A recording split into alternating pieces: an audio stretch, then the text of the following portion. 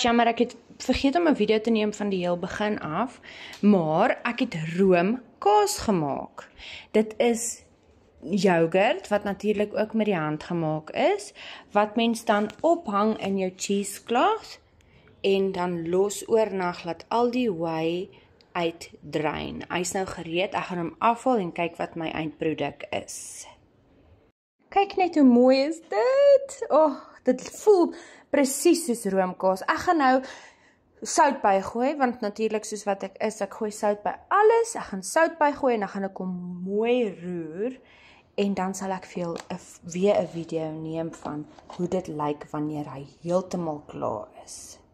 Ek wens ek het 'n koekie gehad om dit op te sit, maar ek proe dit toe nou net so met 'n teelepeltjie en dit is verskriklik lekker. Dit is so vars, maar ek sou sê dit is meer cottage cheese as cream cheese.